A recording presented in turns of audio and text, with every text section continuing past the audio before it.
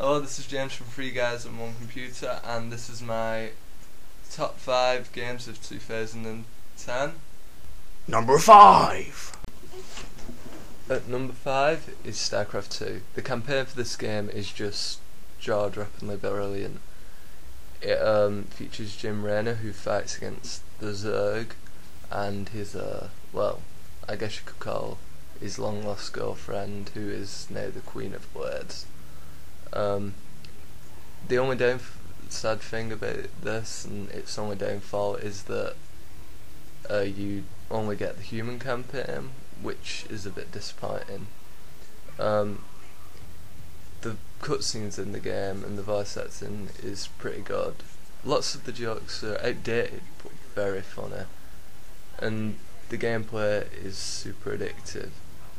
There's tons of variety in it. There's like a last stand mission against like all these aliens that start coming to the planet to try and kill you before you evac.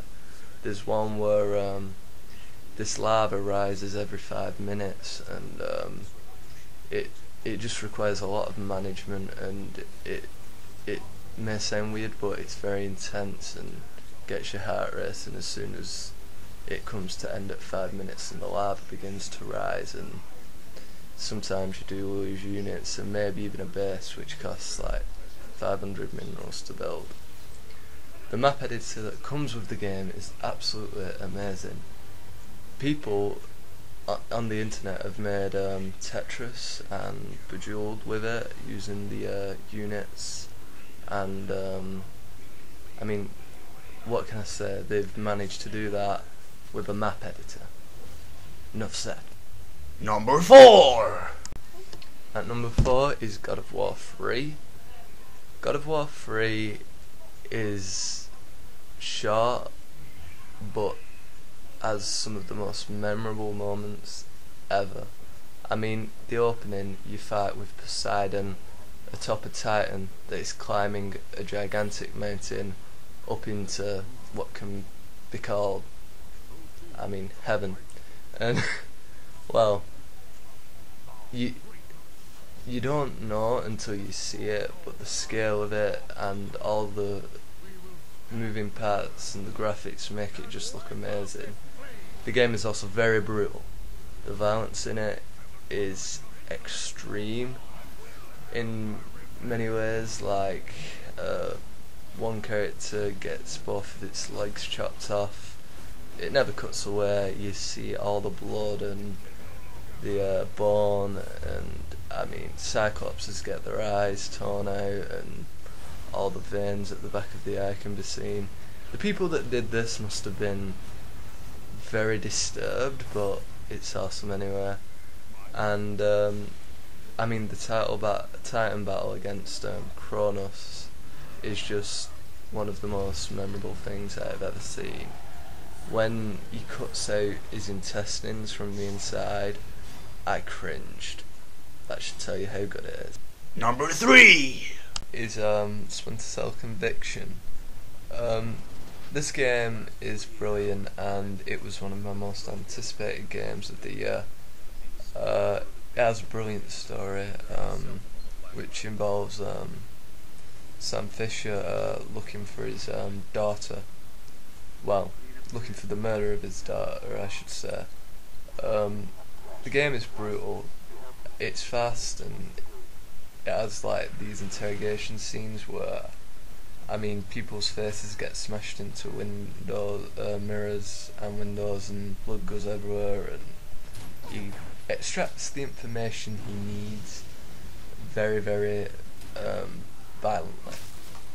It's much faster, and the Mark and Execute was a brilliant addition.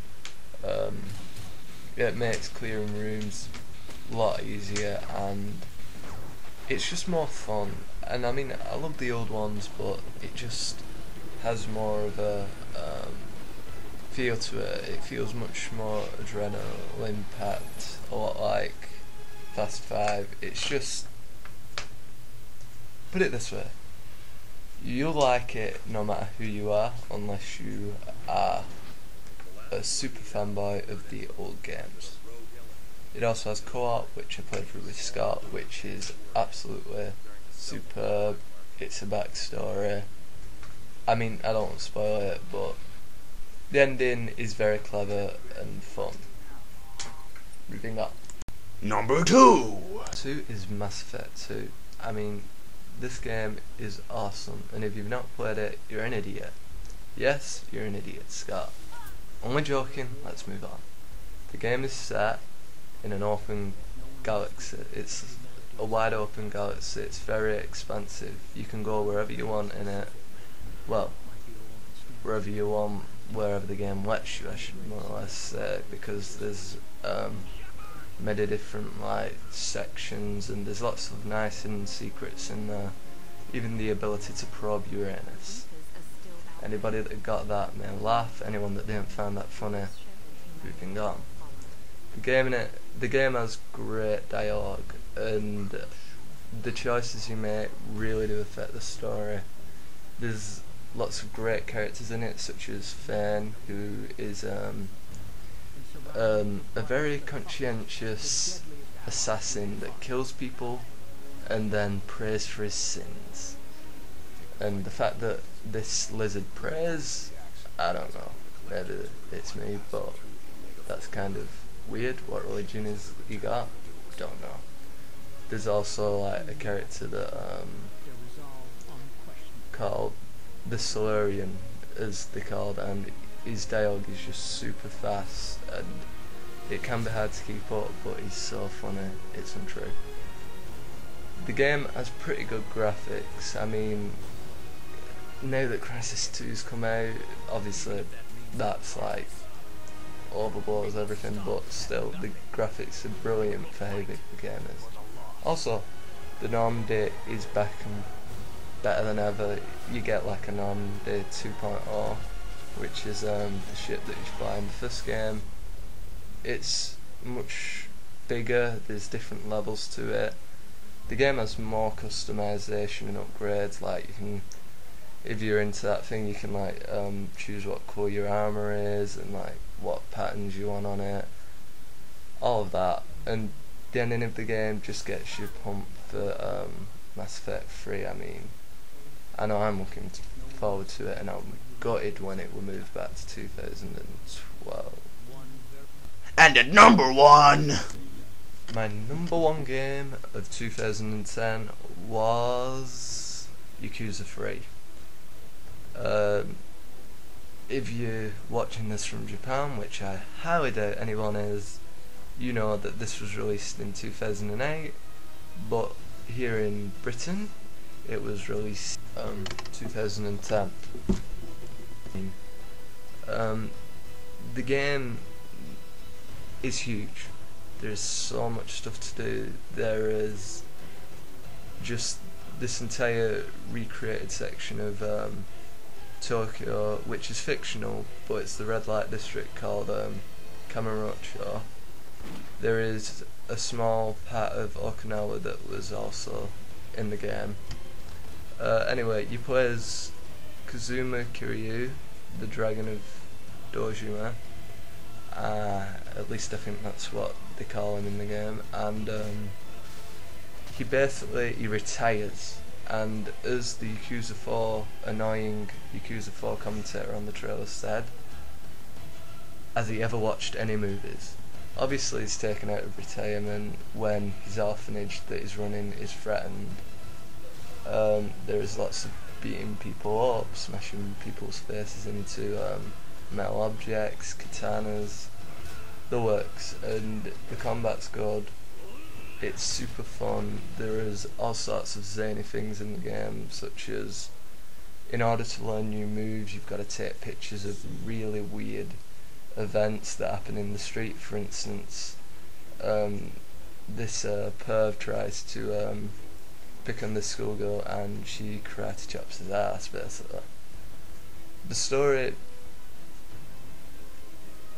is complicated and it is voiced in Japanese, which is a big turn off, but hell, you've got eyes. I mean, most people can see. You can read. The game has a great sense of humour. There's all sorts of funny little secrets to find, and well, I mean, as if those revelations weren't funny enough, there's one where a woman's driving a moped and she goes flying and does a cartwheel in the air, all because she's looking at this billboard of her favourite model or whatever. There's also side things you can do, such as eating, drinking. You can go play pool, darts. There's bowling in the game, batting cages, arcades, UFO catchers. There's just loads. You can go gambling. There's like some very strange Japanese style games. There's mahjong, and then there's your typical blackjack, poker, baccarat, all of that. You end up playing on something like that, and you just get carried away, and suddenly it's 1 at night, and you don't know where the time's gone. Anyway, it's a brilliant game. People haven't played it because they are too lazy to read, but it is fun. I swear to you, go and buy it.